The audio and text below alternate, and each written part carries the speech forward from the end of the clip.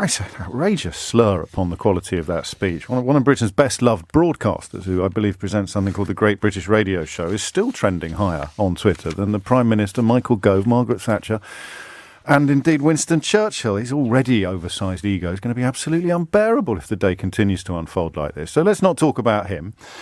Oh, well, no, apparently you want to. Here are the first two texts into the studio, offering up praise and constructive explanation of Boris Johnson's speech. Remember, the question that we're asking is, what would you put on the front page of tomorrow's newspaper as the most important element of the speech that you've just heard?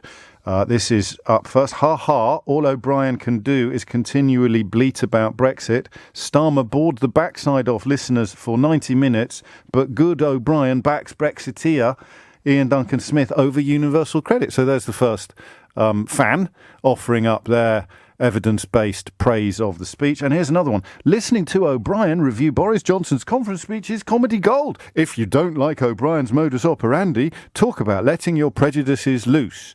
And I guess there's a planet somewhere where that constitutes pointing at things that were welcomed in the context of that speech, but I don't inhabit that planet myself. 12:35 is the time. If you can tell me what you'd put on tomorrow's front page, the number you need is 0345 6060 973. I knew what a peloton was in the context of a group of riders, a group of road cyclists. I didn't know, honestly, what it meant in the context of what Oliver Dowden was talking about. He said people can get off their pelotons and go back to the office, and I thought, it doesn't make any sense. Any time I ever hear the word peloton is in the Tour de France. But apparently this is quite a large gap in my own knowledge, and I should have known what a peloton is. It's an exercise bike with bells and whistles, not normal bells, but fancy. It's a fancy exercise bike. Whew, but at least he stuck it to the woke. And I don't know, is today the day for me to explain to you why citing Vilfredo Pareto in one breath, and then sort of Winston Churchill got a round of applause in that speech for winning the Second World War, which is great, but it's an odd juxtaposition of influences, that. Vilfred Pareto, who I think could probably be loosely described as one of Benito Mussolini's inspirations. I think he taught Mussolini at one point, but anyway, I'll let you double check that. So, citing one of Mussolini's inspirations economically, while also trying to sort of bandwagon the Second World War and Winston Churchill, well, good old Boris, eh? So you tell me, what would you put on the front page? And don't let me go home without giving you the public speaking masterclass that occurred to me while listening to that speech. Jason's in Grays. Front page, Jason, you're writing it. What's it going to say? Oh, there's so many options there, but I think my favourite has got to be Boris Johnson promises unicorns and immigrants will save Britain and help us build back better. Build back better. Seriously. Build back better. I know, he's talking about these unicorns and how they're going to save us, and isn't that great? But you've been talking about unicorns since 2016. I have, although not as winningly or as passionately as him. The bit about immigrants, just explain that to me, would you? He was saying they're good, but they're also bad. No, he followed up the Winston Churchill quote, yes, and his closing speech to the cabinet, something like the spirit is man, or man is spirit, or something, and how the spirit of the nation will get us through this. And how about overcoming adversity by trekking thousands of miles across war zones and continents to get here, to then qualify yourself and get yourself a job in the NHS, or to teach our kids in schools in the UK, or to become lawyers and help our economy? Or what about EU immigrants that come over here without any support network, with English as their second language, working here, driving our trucks, working in our fields, picking our food, processing our food? He cannot fulfill his promise to build back better without unicorns and immigrants. And he said it himself. Isn't that great? Well, you say that, but he's not addressing people like you. He's addressing people like Tom, who's been in touch to say, ha, ha, ha, ha, ha, James O'Brien hates the UK. I love to see less immigrants across the country. Lovely to see. Get the low-paid working scumbags back to work. Now they're stopping the universal credit. I want 50 years of austerity. So he didn't hear what you heard. He thought that Boris Johnson was promising to get rid of all the immigrants, but you thought he was promising to bring them in again. Well, that's the spirit he was talking about. But I mean, I don't know if you saw the tweet the other day. Unlikely. Some government ministers are saying... I never look at Twitter. All sorts of flotsam and jetsam trending these days. Yeah. So we're stopping, some ministers will tell you that we're stopping low-paid, low-skilled immigrants to come into the UK. Right. And what we're going to do is we're going to train up British people to do those unskilled jobs. We're going to train British people to do unskilled jobs. Yes, that's a very. I like it. I like it a lot. I love the way that laughter just sort of faded away into the distance. What are you doing today? I'm going to go to training, Dad. Oh, excellent, son. What have you been trained to do? Unskilled jobs, Dad. Unskilled jobs. It's not quite as daft as it might sound, because I would certainly need training to knock out broccoli at the speed you need to knock it out to earn a decent wage. £30 an hour on the table, but it's piecework, isn't it, usually? Although that might change. So it's an honest offer, an honest invitation. What would you put on the front page? I don't know what they will do. Amelia Cox did a cracking job in her headlines, coming with the Build Back Better line, the rhetoric there. But will that work as a front page story, or will people expect to see something they can hang their hat on? 0345 6060973 is the number that you need. Do you think that speech landed outside the room? It's probably a little bit of unfair of me to read out text from the furiously hard of thinking. I just do it for your amusement, really, these days, even more than mine. But do you think that landed outside the room? He does two things. And I'll tell you why it works in the room, but possibly doesn't work outside the room. It's an odd reach, an odd reference point perhaps, but I used to do a show on ITV called the Alan Titchmarsh Show. A big fan of Alan Titchmarsh. He's one of the nicest people in this business that you could ever hope to meet. But he used to do these debates, and please don't make any mistake, I was very, very grateful to be invited on at the time. I really, really was. And I don't want to sound as if I'm being retrospectively ungrateful, but one of the older hands at these debates, these TV, daytime, ITV, a specific type of audience, one of the older hands at it told me quite early on in my third or fourth appearance that it didn't really matter what you said if you said it in a certain way. And what you have to do is you have to sort of get a verbal crescendo going on, at the end of which the audience is sort of shaken awake and then starts clapping furiously. So you could talk utter bilge, but if you delivered the bilge in the right way, then you would get a round of applause at the end of it. So, for example, I can't think of any actual specific things that I did, but I experimented with the theory. It's the dum-de-dum theory. It's de-dum-de-dum, de-dum-de-dum, de-dum-de-dum, de-dum. And when you hit the final dum, the crowd goes mad. It's like we say Bo Selector. And you could theoretically do something like this. Until the windows of this country are cleaned with honey freshly harvested from British bees, and Marmite and Nutella hazelnut chocolate spread is smeared upon the windows of every house in this land, there will be no peace in Britain. And if you deliver it like that, even though you've said nothing, utter nonsense, the crowd goes crazy. Utterly crazy. And Johnson's got another thing that he does, which is quite clever. Yeah. Well, he's got another thing that he does. He's got the alliteration game. The alliteration game. He does that very well. So he does that. He did it with Orcus, Caucus, Lorcus, Borcus, or something like that. So it's a bit like going the pathetic postulations of Peter Pettigrew and his pusillanimous personal pestilent probabilities, and you just do that, and the crowd start clapping, which is really sad. For two reasons. Number one, they're clapping bilge. They're clapping utter bilge. But also, they really mean it.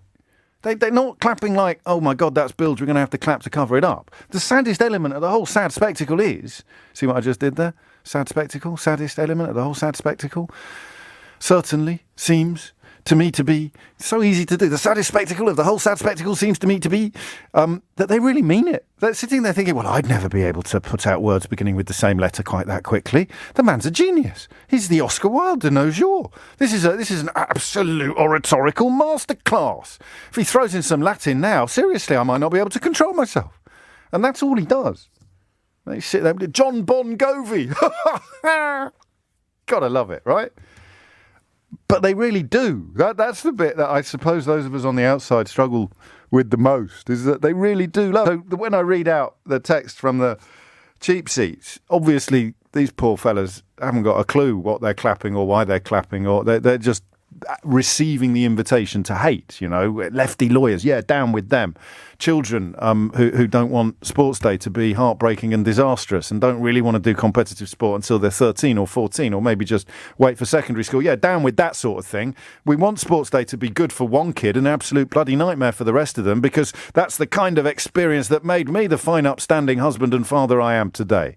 That kind of stuff is an invitation to the faithful to hate. And he does it like Farage does it. He does it with a smile on his face. He does it with a bit of bonhomie. So they feel a lot better about their own biliousness than they do when they've got some foam-flecked, ranting racist standing up in front of them saying it's absolutely fine to hate refugees. He does it with a bit of a smile and a bit of Latin. So they love him. They absolutely love him. Because what he's saying is, I'm actually under the surface. I'm every bit as unpleasant as you are. But look, people like me. And that is electoral gold. Electoral gold. Back to the calls now, and perhaps not as many as I should have done. I've been wanging on so much. So with no further ado, Penny's in Streatham. What's on tomorrow's front page, Penny? Oh, hi, James. Hello, I bet you can't remember, can you? I certainly can, because it really struck a raw chord with me, which was he said that the nurses at St Thomas's Hospital had saved his life. Yes. And then we have a 1% pay increase, which is actually a decrease.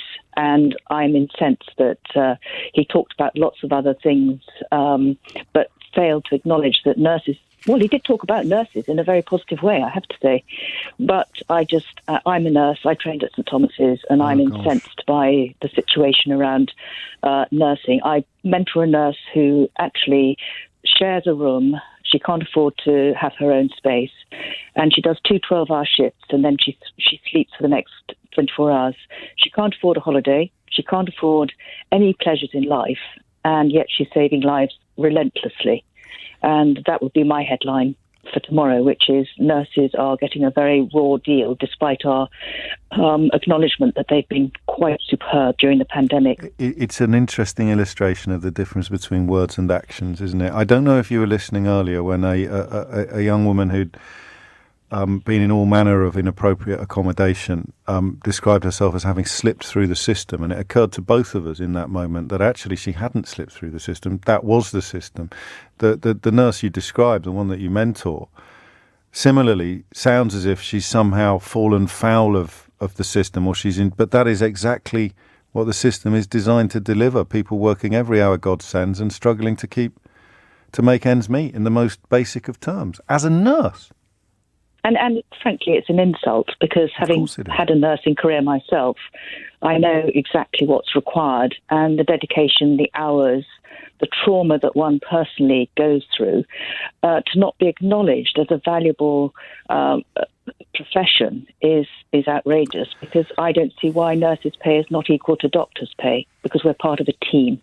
Yes, I hear you. I mean, he did. I believe he was photographed clapping a few times on Thursday nights, wasn't he, during the pandemic? So possibly does that help at all? Does that sugar the pill? Not particularly, because I think that was a bit, for many nurses I've spoken to since, we've thought that was a little bit trite, because I had one nurse that walked by one night when I was out clapping, and she'd come home from a late shift, and she just said, that's an insult. What a waste of time. You're clapping, but you're not doing anything to support us. We're going to need a bigger front page, Penny, I think. But I mean, it's fascinating, isn't it? What makes people's ears prick up as they listen to the speech. I by my nature, I'm quite flippant. Penny possibly reminding us all of the seriousness of what wasn't in it, as much as the seriousness of what was. Tony's in Woodford. Tony, probably going to be the last word on this. What are you going to stick on your front page? Lies and more lies. Well, that would fit at least, especially if we used an ampersand. Any in particular, or are you just going to leave it hanging? Well, he's not. In the speech, I looked at it, and he comes across as a very clever comedian. He's not talking about the here and now. He's talking about the future. You've got a metronome going in the background at full power. What's that noise? I'm sorry. I'm just shaking my hand, a little bit nervous. Oh, mate, it's only me. There's absolutely no reason at all to be nervous. It's better than putting me on speaker, I suppose. How can you be nervous now? You've rung in about 20 times. Well, yeah, I know, but yeah. It's because I'm trending on Twitter, isn't it? It's made you all starstruck. Yeah, I don't want to do a wrong step with you, Fair enough. No, but that's it, James. He's talking about the future, It's not about the here and now, what's going on, you know. It was, but it's a fictional future. It's Jam Tomorrow, really, wasn't it? It was Build Back Better and technology and something and this and that and the other. It's nothing that you could actually say, let's see the receipts then, mate. Let's see the receipts.